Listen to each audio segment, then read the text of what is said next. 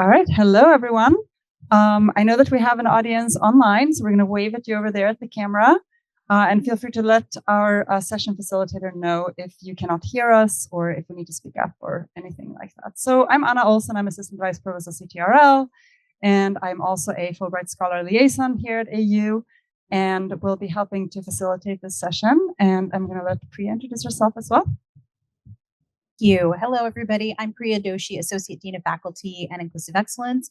And Anna and I have been the co-liaisons for faculty scholars for the Fulbright program, although I am actually stepping down from my role. So it will be only Anna starting next week, but I am here for this. And thank you to all the people who were able to join us. We hope we can answer some of your questions with our wonderful panelists today. Thank you, Priya. So before we turn it over to our three wonderful panelists who have been out on Fulbrights in 2022, 2023, all three of them, we're going to do a really quick introduction, just with some thoughts leading into this conversation. I also want to acknowledge that we have Chris Swanson in the room, who is AU's student Fulbright liaison. Is that correct? Yes. And so as I think everyone is aware, we are in some uncertain times right now when it comes to funding of some of these programs. And we just learned a couple of days ago that another Fulbright program was canceled or suspended for the year, the Fulbright Hayes program. As far as we know, the Fulbright U.S. Scholars Program is still funded.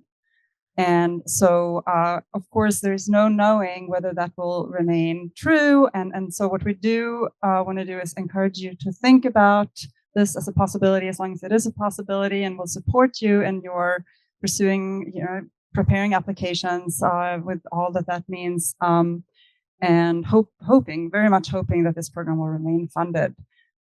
We wanted to also start with a little bit of good news, just to sort of feel good about where AU is in all this.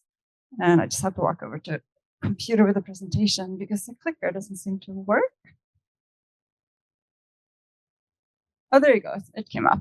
Right. So this is an overview that Priya and I received a few months ago, back in February, when we went to Fulbright Liaison gathering, training, and it just shows some statistics of AU and what we've been able to achieve in terms of both faculty and student Fulbright awards over the last several years. And what's not on this slide is the most recent iteration of these statistics, which actually, I think, is it the first time that the AU is a double top achiever, top producer, in that they have both, is both in the top producing list for faculty and for students. So we are in the best place we have been ever in terms of winning these awards, which I think is a really good place to start as we go into this conversation today. I also want to point out, we have some handouts on the tables here in the room, and Catherine, our facilitator, will also share those in the chat on Zoom, for those of you who are on Zoom, that include some general information about the Fulbright program. But I want to point out specifically the handout that it's kind of a matrix where you can see all the different decisions that you need to consider when it comes to discussing with your dean or associate dean how to handle the leave and the time away while you're not going to be at the university as part of winning this Fulbright. And it's something that we have been told and also encourage you to start thinking about very early in the process, as you might plan to do this during your sabbatical. So have those conversations early on with your associate dean to make sure that if you're offered a Fulbright, you are able to accept it. All right, so Priya, is there anything else do you think we should talk about ahead of time?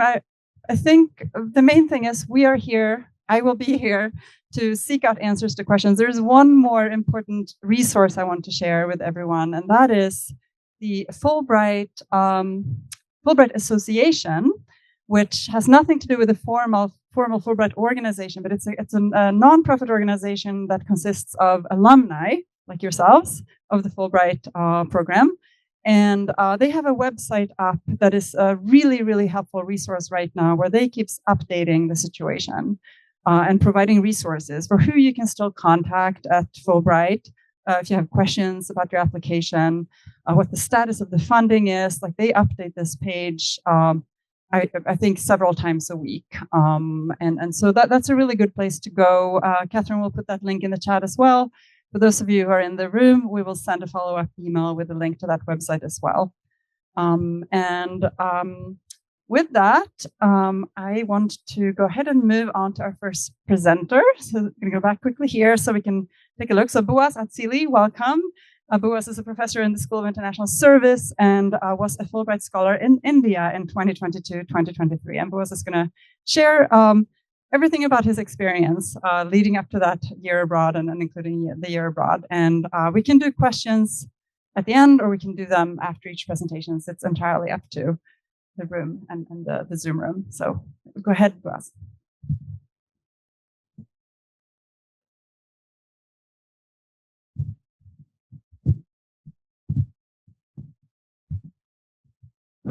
Do you hear me better? Okay. So I was on sabbatical on 22-23, and I went to India in Fulbright as part of what they call the Flex Plan, which is one of the things that are really programs that are really good because they allow you to spend time in kind of fracture your time in the place that you're going to. In my case, I was in India for about 2.5 months in the fall, and 2.5, 3 months in the summer as well. So I was able to spend the spring back home with my family, etc. The title of my Fulbright project was the center-periphery interaction in Indian Western Himalayan borderlands, and I say a few words about this topic or title again. So a couple of things I want to kind of emphasize about the process of application, and one of them that it's long and exhausting process, right? To apply to a Fulbright, you need to start more than a year ahead of time with the process in order to start your fellowship on time. But I think it's definitely worth it to go through this process. At least for me, it was. The second point, you need to think about that when you're writing your application, think about your audience. And your audience is not only one kind of audience. You write one application, one statement, but it's for at least two very different audiences. One is basically academic audience, people that may not be exactly in your small area, but are in your larger area. So you need to write in a way that kind of that makes sense academically, and that will be a compelling proposal and interesting academically proposal. But then after this is being approved by your committee academics, it goes to the state, to your target state where you want to go, and this needs to be approved by whatever committee the state established to for this purpose. And that's sometimes, like in my case, it could be tricky. It could be tricky because, for example, I went to India, and my purpose was to study the borderlands between India and China, and interactions, including across the border between India and China, and that is considered very sensitive information in India that they are very cautious about what getting foreign scholars to study. So in other situation where it could be tricky is if your project might be perceived as including criticism of your country that you are applying to, and that's especially true in non-democratic countries, or like in my case, the countries that are democracies but are in democratic decline. So I think you need to really think about how you write it in a way that is appealing academically, but being a little bit cautious on what you say and what you not necessarily say. So, for instance, in my case, I mean, I have everything that I actually was planning to do in my statement. But for example, the title of my statement, I focused on the part that is domestic rather than saying out loud that I also want to look at how the domestic relations between the center and periphery affect the international relations on the border. So you, of course, you don't lie, but you can couch your project in a way that sounds not as threatening to the country that you get into. Still, even though I got all the approval from Fulbright, from the committee, from the state, I told you that I went there twice in the fall and in the spring, summer. So my summer session was supposed to start in late April. So I had my suitcase ready to go in late April, and I was waiting and waiting to get my visa for the second phase of the Fulbright.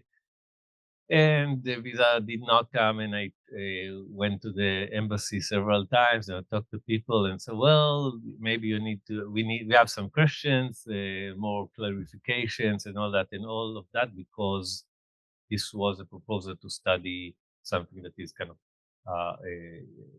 security related and kind of maybe problematic for them. So I answered more questions and sent a more a detailed plan of action, etc. And still didn't come. By early June, I told my wife, okay, that's probably not going to happen. I took the suitcase, put everything back in the closet, etc. The next day, I got the visa. So I did go to India, and that was really great. Okay. Let's see. Doesn't. Yeah, and try to go forward. And all the pictures that I have here are okay, wait. Okay, now it works. All the pictures that I have here are from my time in India. One note about affiliation. So some Fulbright application ask you to have an local affiliation with a university or college, and some don't.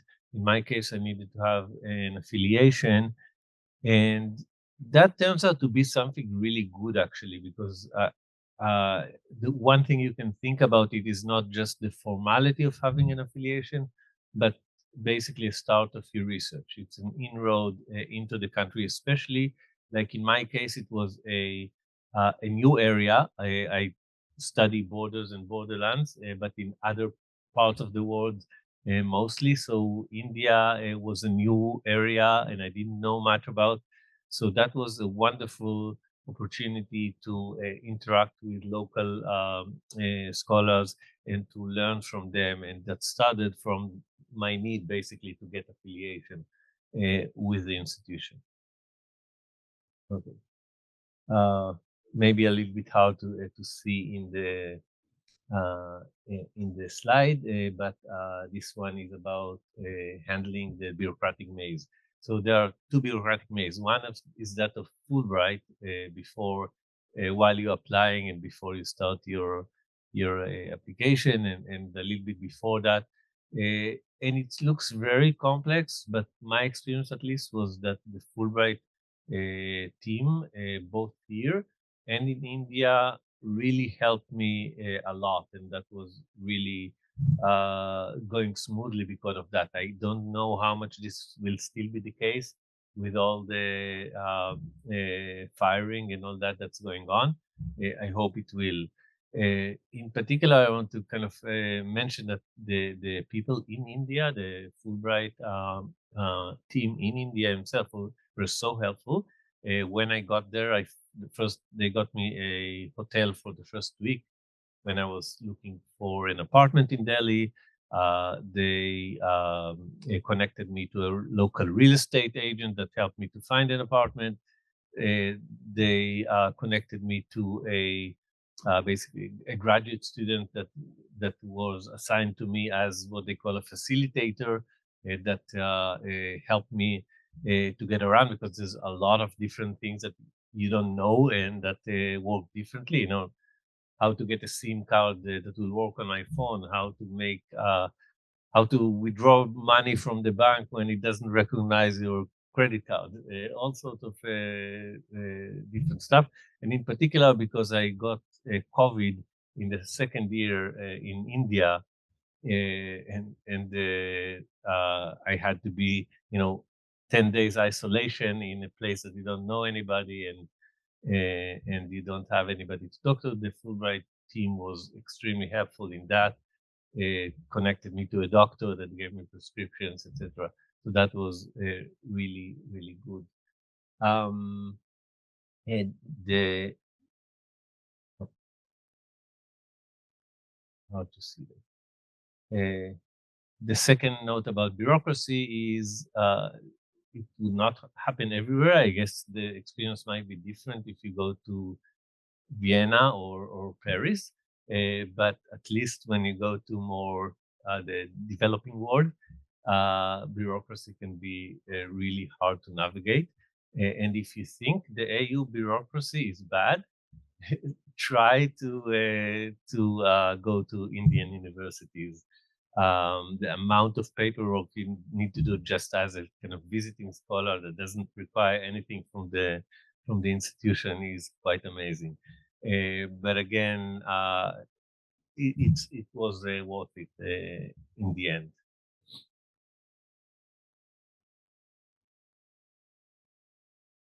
Okay. Opportunities, I would say I would divide it for two. One is research opportunity. Sorry, you don't see much in my in my computer. It looks very different. So first of all, I think Fulbright gives you an opportunity to branch out to something new.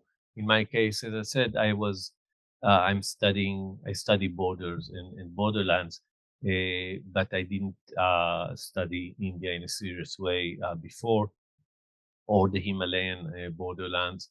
And that allowed me, because they don't require that you be an expert in particular things that you do before starting, that allowed me to really branch out, to learn something new, to really expand my knowledge and hopefully the knowledge of others in the end.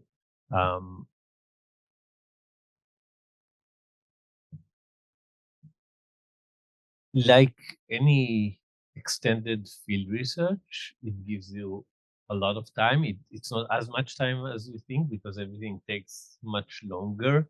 Again, the bureaucracy and all that takes a long time, but you have time to think, and you have time to immerse yourself in your project, and being a little bit away from home and from everybody and from all the mess here. That's really important and helpful.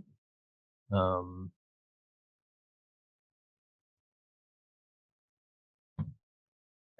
um, Two notes about collaboration with local scholars. As I mentioned, this was a new area for me. So local scholars, both in Delhi and in the Indian Himalayan, uh, were extremely helpful for me to really learn about this area, understand how they view it, understand the different positions on that. So that's really important. And secondly, um, local scholars could also be a great um, opportunity to collaborate. And I collaborated on with people that I met in my research, Fulbright research, in the field, in writing presentations for and papers for conferences, hopefully later on for publications as well. And I think it works really well both for me and for them. Opportunities beyond research. First, this is cultural opportunity. You go to a place, try to again immerse yourself, understand and learn about the culture. These lovely ladies here are in a village in the Spiti Valley that is close to the border between India and China. And they spotted me there, and they insisted that I'll take a picture with them. And then they dragged me on to a wedding. They were on the way to a wedding. That's why they kind of dressed like that. So that's a great, great experience. All the villages gathered under one huge tent. Everybody are drinking a lot of bad rice wine and eating and dancing Tibetan dances. So something that I would not be able to do anywhere else, probably.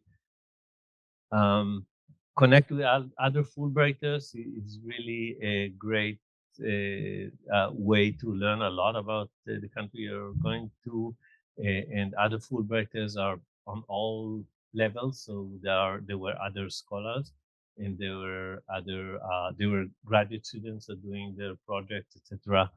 And at least in India, once a year, Fulbright is doing a conference that they bring all the Fulbright scholars in all levels from around the country into one place. They do a conference in which each of us presented their project, and that's a great opportunity to learn a lot about things that I know nothing about, as well as could be about Indian music or about business or about whatever.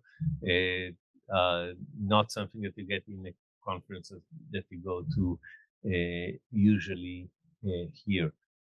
And the other Fulbright scholars also are great resource in terms of like how to get by in the place. And don't forget to have fun. As part of the Fulbright scholarship, you are allowed to have some time off that you don't do study or you don't do research. So you can't go, for example, to the Himalayas without taking some time to do some really good hikes. Also, my wife came to join me for a couple of weeks, and we took some time off and travel. So that's also a great opportunity to have fun. Okay, just a couple of more pictures. That's a village in the high Himalayas, very close to the border between India and China. One of the places I tried to visit.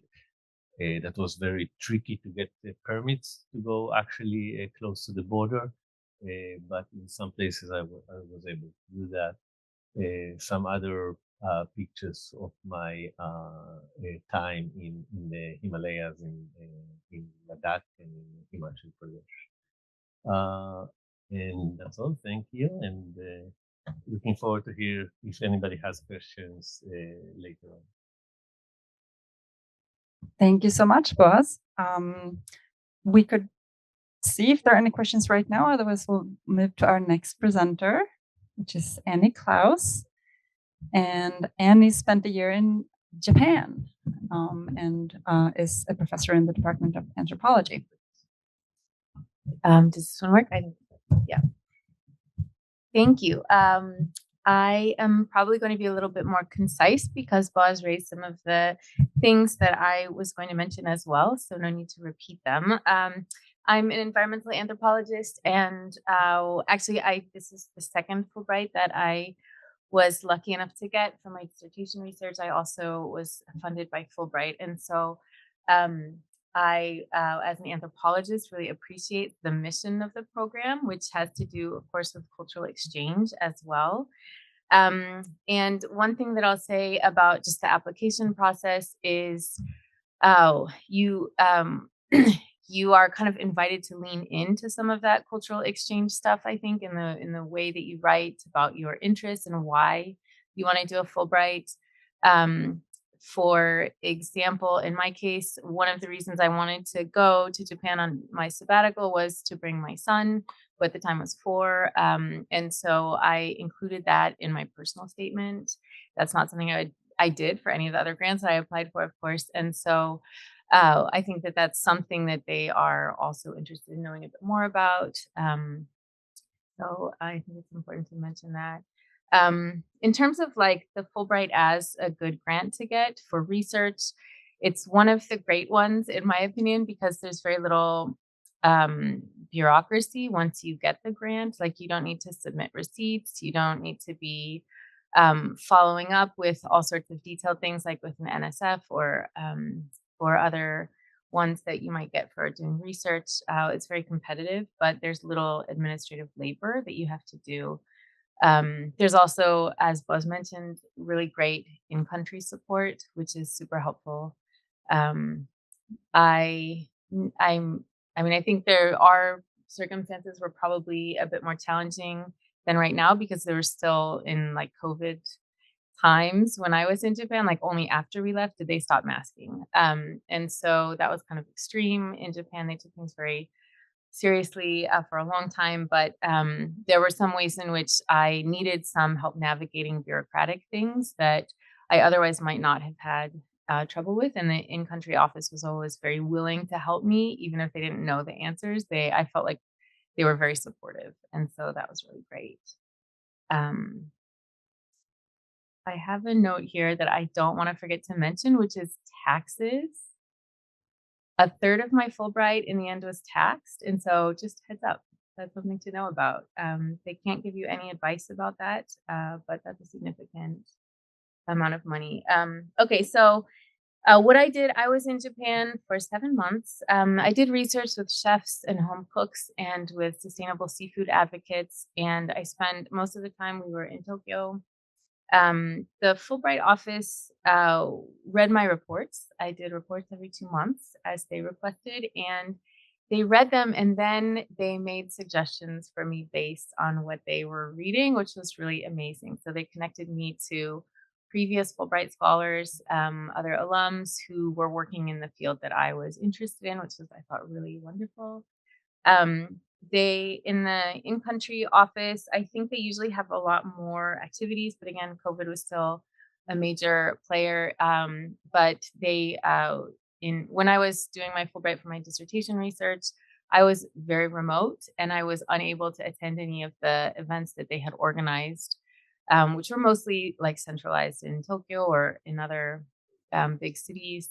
But so I was kind of looking forward to those since I was going to be in Tokyo. But there was really, we organized ourselves a couple of times and got together. The Fulbright scholars who were kind of in central Tokyo did that a few times. So they made the contact information of other Fulbright scholars available to us. But usually I think they have one event a month to try and build some connections.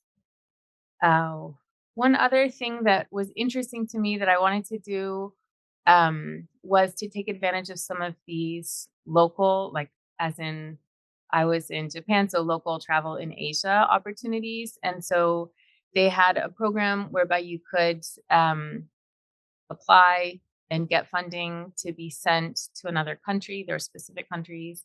I really wanted to go to Indonesia and give a talk about my research that was in progress. I made a connection with a local organization and things were likely going to work out, but then I was like solo parenting and it was a lot, and I ended up not going to do that. But I just want to flag that's another one of the opportunities that Fulbright makes available for people if you do end up getting the award.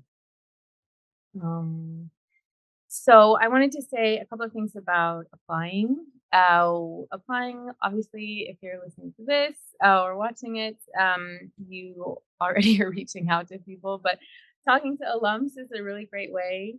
The staff that we have on campus are obviously very helpful and motivated to help us. Finding a local sponsor school, I think, can be a challenge. And so obviously networking with colleagues to help you figure out what a good institution could be is really useful. I already knew this institution because I had worked with them before. And so it was not challenging for me to make those connections. But I think that's maybe one of the bigger hurdles that people feel as they're starting to pull together their ideas. So I would say it's helpful to kind of pull that together sooner than later and start to build those connections so that by the time you need a letter of support from them, you feel comfortable asking for a letter of support.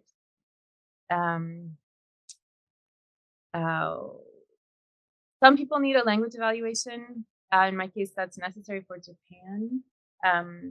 All, of course, need letters of reference.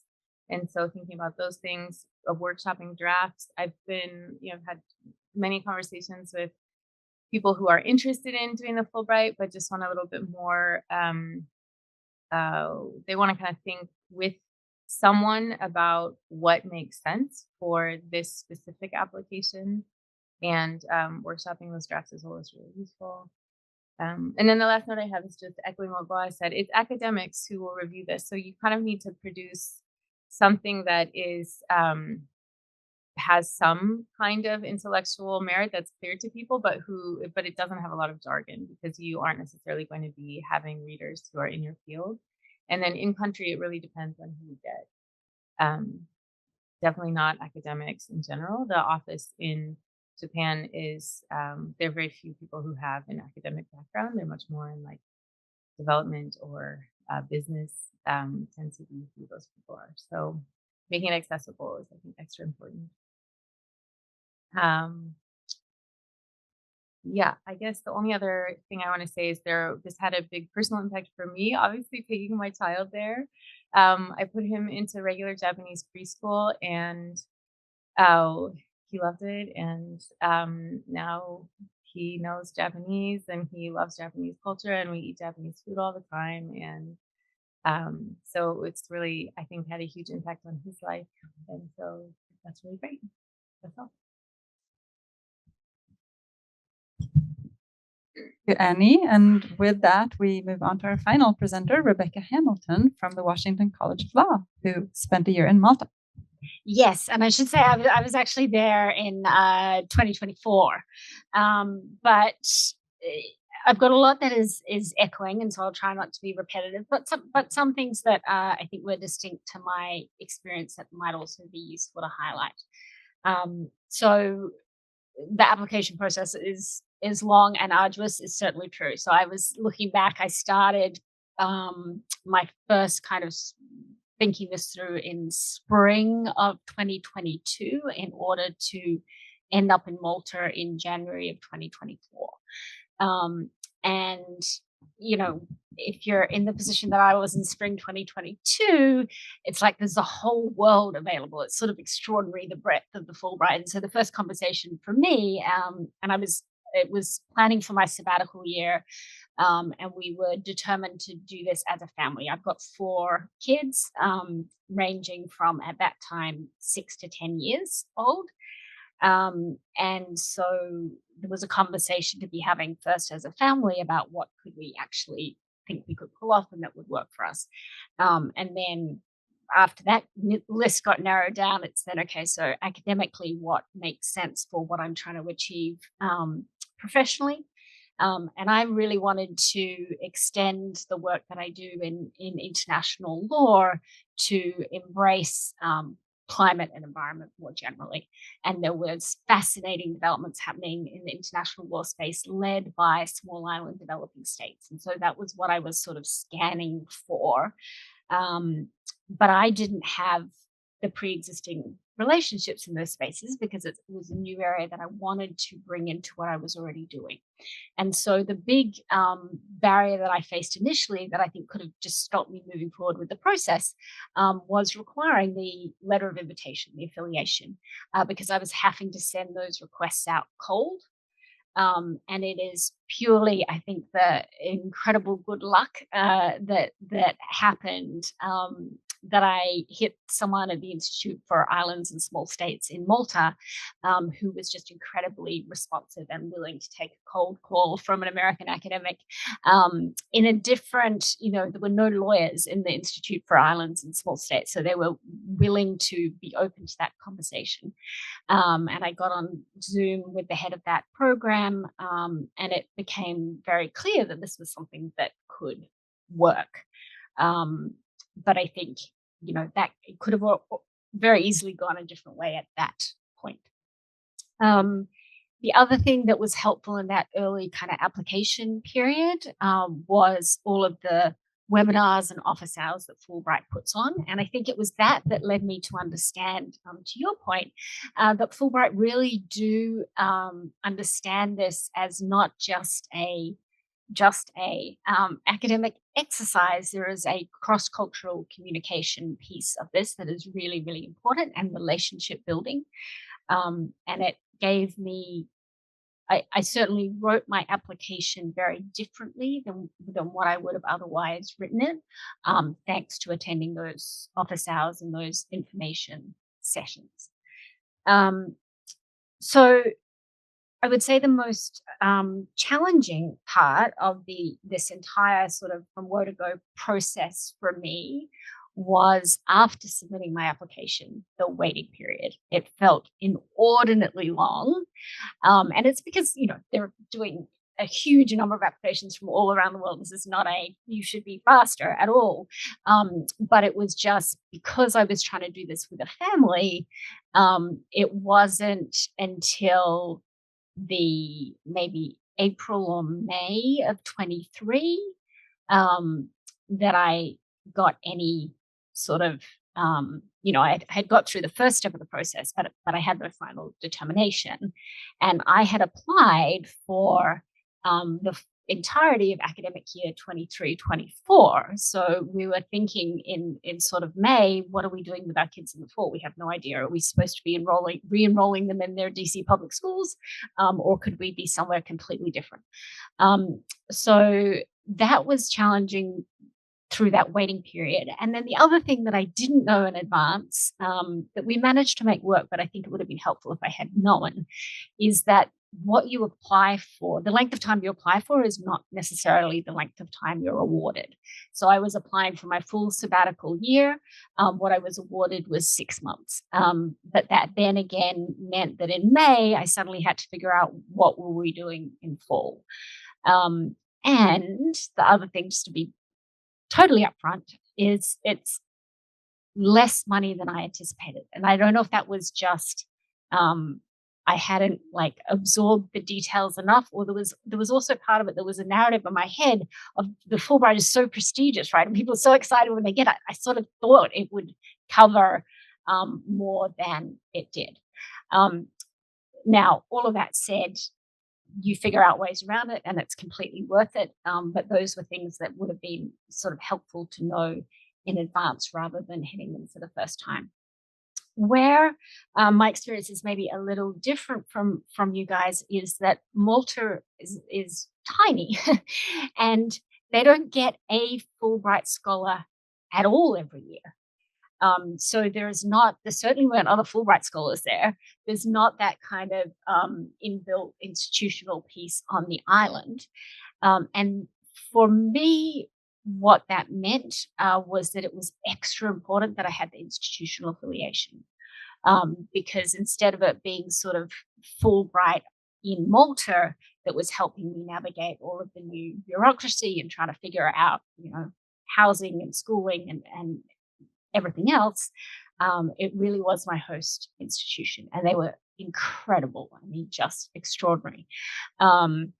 And to that, I had the most amazing professional experience in terms of building collegial relationships exactly in the area that I was hoping to move into.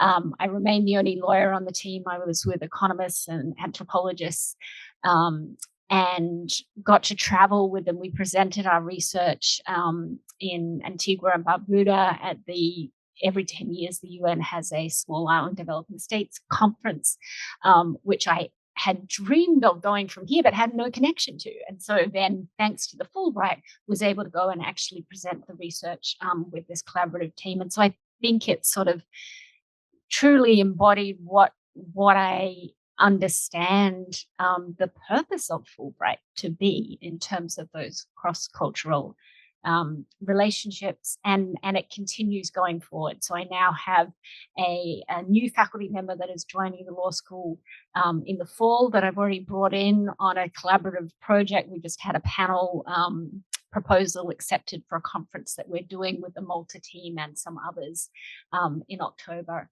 And so overall, I just can't recommend it highly enough as an experience. And similarly, I now have 4 kids who have a deep investment in Maltese history and culture, and it was just such an incredible place to be.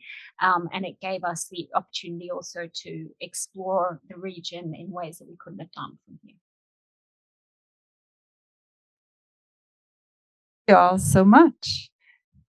Now we have time for questions. So if you're in the room, raise your hand. If you're on Zoom, raise your hand. I think it should work for you to unmute. And if you could introduce yourself and ask your questions. And we're keeping an eye here on hands up. So yes, let's go ahead and start with a question from the room. Let me just give you the microphone. Thank you, everyone. My name is Ying Chen Peng from the Department of Art, but I'm an art historian. So I have many questions, but specifically for 3 of our kind presenters who shared your experiences with me, I have questions for each of you. So for both, I think I have a similar dilemma because my area is China and East Asia. And the topic that I'm planning on applying has something to do with Cold War. So you talked about the sensitive nature of your topic. And I wonder, when you wrote your application, did it actually occur to you that you have to, be very careful with wording, or would you be worried about the officials reading your application and regarding it negatively? I don't know. So this is a kind of self-censorship that I wonder. And for Anne and Rebecca, I have kids too. So you both mentioned the timeline. While you waited for the result, how did you plan with this big move for the entire family? And then for Anna, I also have questions for you, but it's very specific because I know Fulbright has closed its offices in China, Hong Kong, and Macau. So now it seems that if you want to conduct any topic related to China, are scholars reshuffled to Taiwan, or are the slots for Taiwan specific for those projects that only involve in topics related to that country? Yeah, thank you. Thank you so much. Why don't we go in order, and then I have more time to think about my answer. Okay. Yes. I think it's important to very carefully think about the wording in these cases. So, for example, I would probably not be able to get a Fulbright to China to study the Tibetan borderlands, right? But I think the fact that if you are dealing with history, I think that helps because it's not something contemporary. But I think you should probably still couch it in a way that doesn't sound critical to the Chinese state. I mean, what you do with that after that, what you write, probably it's what you produce. It's your own. Especially after you come out of China, you can do whatever you want. But I think kind of to be cautious about how you present the project.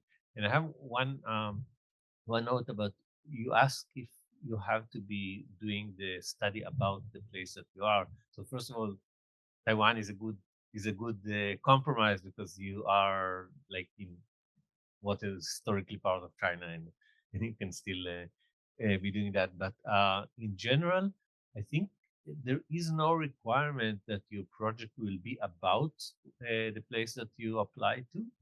It just, you need a justification why you want to go to place X, and it could be that, you can say the best place to study your subject is in this country, because they have a great some great scholars who's doing work on that. So you don't have to necessarily focus your research itself on the study, on the country that you apply to, as far as I know. Correct me if I'm wrong. So my institution was actually helpful because they had faculty housing, and for deciding about school stuff, that was the most important decision, was where we were going to be living. And so I had to get that confirmed first. And then I went through this very intense deep dive into figuring out what options are for preschool in Tokyo. And I did a ton of research. I made a lot of phone calls, all from the United States, and ultimately found that I could only apply for the school once I was in country and I had a resident card. And so it was just pretty nerve wracking, to be honest, because there were like 3 weeks between when we arrived and when they were on summer vacation when we arrived. And so within that time period, I needed to go and somehow convince the office to actually meet with me, even though they were on break. And then we needed to go and be interviewed. And there were a lot of steps. And then I needed to go and file a lot of paperwork and yada, yada. So it was I just like had high blood pressure through the whole thing, because I was, if it fell through, then that was a huge challenge. But one thing that helped me again was connecting with other people who had navigated that before. And so the Fulbright office in Japan didn't know anything, but they connected me with previous Fulbright scholars who had had children and who were kind of answering some of these questions. And so they helped to highlight things that I needed to figure out. And that was super useful for me. Also, just to feel supported in this way, as I was trying to navigate this kind of big challenge. So. Yeah, I can't say anything to reduce stress on that answer, I'm afraid. So before we left, you're having to plan 2 parallel lives. Like you have to, work on one life where you don't get the Fulbright, and so you've got to do the enrollment for the kids in school here and all of that. And then there's the other thing of, if it does come through as yes, what is my plan there? So just kind of build that into the system. You're not going to be able to know before that happens. And in my case, again, this is sort of the country difference. Presumably you would be fine with China. In Malta, I spoke to all the other Fulbrighters that have been in Malta, but they hadn't had kids. So there was really no way to walk through that. And we turned up and we didn't know where we were going to live, and we weren't certain about school. And some rules had changed just before we got there in terms of what we could access and what we couldn't. So it was just expect there's a high possibility that'll be very stressful, but nonetheless, it is worth it.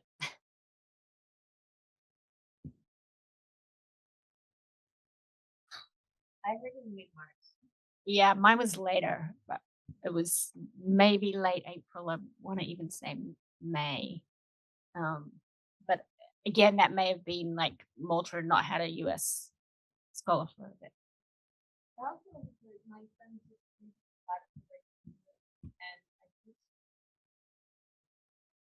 and in December,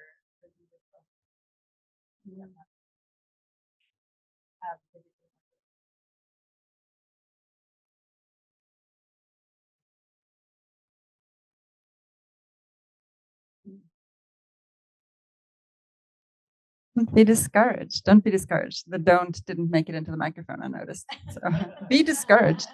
So in terms of your final question for me, so I myself don't know the answer. I think Boaz gave a really good rationale. I didn't know you don't have to study the place you're going to, but I do commit 100% to helping you find the answer. And I think one place to go first is the Fulbright.org. So the association, because they have links showing exactly who you can reach right now at the official Fulbright Scholar Office. And I think the webinars that Rebecca mentioned earlier, they're really helpful. They're recorded as well. You don't have to attend them live. I believe they still have past recordings up on the website. But feel free to reach out, A. Olsson with 2 S's at American, but I'll find you as well, so we can connect. Yeah. And I wonder if we have any questions from the Zoom audience. I happen to know that we have at least one person who just found out that they're going, that they've had a wonderful Fulbright for next year, 25, 26 on the call. So do you have any questions, or anyone else, if you're interested in applying? We didn't mention yet, but you may know this already, the deadline for submitting your applications for academic year 26, 27 is September the 15th. So not through AU. It's all yourself. Yep. Maybe it's in the chat. It's not so far. Those are all attachments that were submitted. So I do not see any questions, but we can pause and let people think about it. Meanwhile, if I can say one thing, there was a comment here about that it's not a lot of money. That's true in general. I think at least in India, it kind of depends where you live, because the same amount of money you can live quite comfortably in one place where it would not be enough for other. But one thing I would say is that try to talk to your department chair or to your school here about chipping in some money. I was able to get some additional money from SIS that would cover the difference between what Fulbright gave me and my regular salary, because what Fulbright gave me was enough to live by in India, but I still had to pay mortgage, etc. here. So that doesn't do that.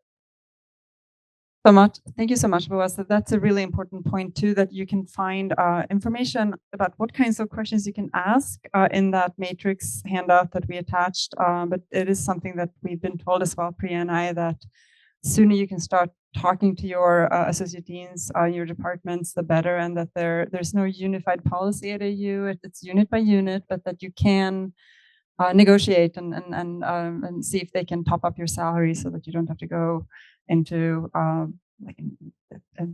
red digits while you're gone, essentially. So we do have a question. Yeah, go ahead.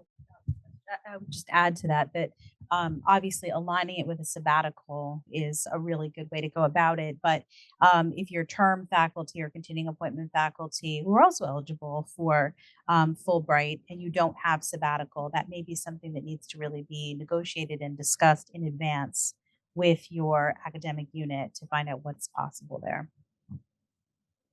That's a really good point, Priya. Thank you so much. We have a question from Moya Malcolm. Why don't you go ahead and unmute yourself, and we'll listen. Good afternoon, everyone. Thank you, Priya and Anna, and to the panelists for your insights. My name is Moya, and I'm with the School of Education, and I have applied for a Fulbright. I'm hoping to hear good news soon, but also making plans for not getting such good news, just considering everything that's happening in the world and in our nation right now. But again, thinking positively, I wanted to ask about taxes. And one of the panelists mentioned that it's important to be aware that taxes will be collected at some point. For the panelists, how did you go about navigating that? Again, understanding that each person will need to figure out the best plan for them, but how did you go about navigating being prepared for paying taxes associated with the Fulbright stipend?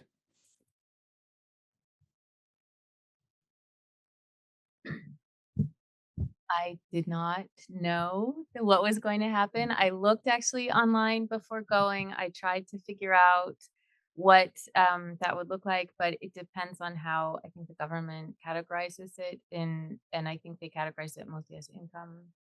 Um, I don't remember the details because it was traumatic for me, so I repressed them. But just to know that it ended up being about a third of my Fulbright, and so yeah, heads up. So there is a way you can pay in advance, and I wish I could remember the whatever the form or anything.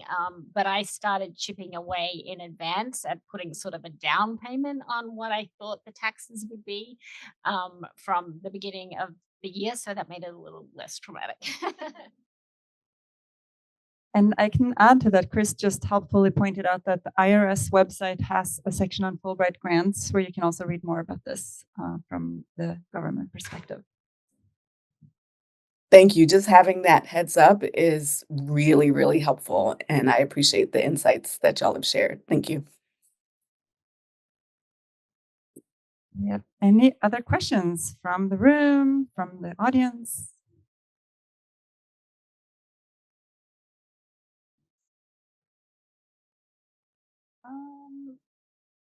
Yeah, I'll get my cheat sheet out. No, it's fine. I believe that we have that information also on the handout that we put on the tables here. We got a question about this actually, so I'm glad you asked, Priya, from somebody who's thinking about applying. And there is a program called Distinguished Scholars Program. It's much, much more competitive. And not to discourage you from applying for it, but the U.S. Scholars Program is sort of the standard program that is has the largest number of scholars admitted every year. But you can find the information about both of these on the handout and also on the website that we will send a link to later on. Postdoctoral, I'm not sure if we have any candidates on the call right now who might be interested in that, but if so, feel free to raise your hand and I can reach out with information about that later. I'm still learning about all these programs myself. One other to mention that we learned about when we did the training for liaisons is that there is one for administrators as well. And so if you're in a role that is internationally facing, either with international students or international scholars, there's often an opportunity for you to go abroad and work with your counterparts in another country and learn about their systems. And that's also, those are shorter. I think they're like the 2 to 6 weeks, I think, is the range on them, as opposed to an entire semester or an entire year. But that's also important to be aware of. And then another thing that is important to be aware of is that only US citizens are eligible to apply for any of these awards, including the administration ones. So if you're thinking about becoming a US citizen, do it now. Thank you.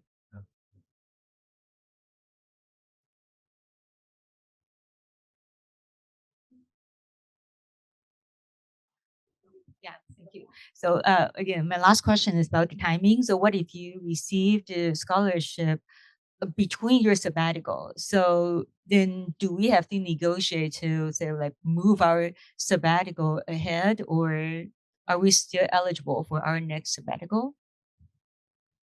So I'm looking to Priya on this one as well, but I do believe that it's possible to negotiate the timing of your sabbatical, but it might be easier than to negotiate the timing of the Fulbright. I'm not sure if you can defer a Fulbright, but maybe you cannot. No, but you may be able to sort of move to have your sabbatical sooner if you. It's a prestigious award, so I think it's in the university's interest to be able to have faculty actually complete these years abroad or semesters, but negotiation, I think.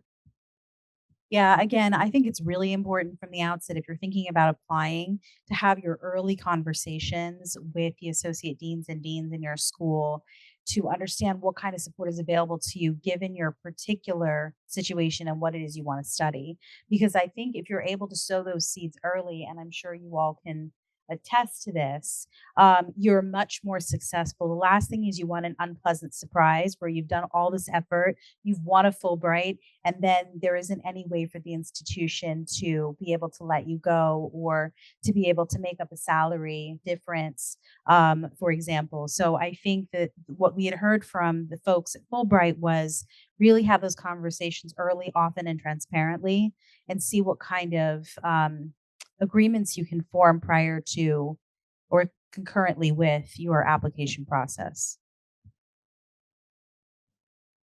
Right. And to the question about the types of the Fulbright, so just want to mention again that they have the flex plan, which means that you can cut your time. I think the minimum time is 4 months altogether, but you can do it in sections.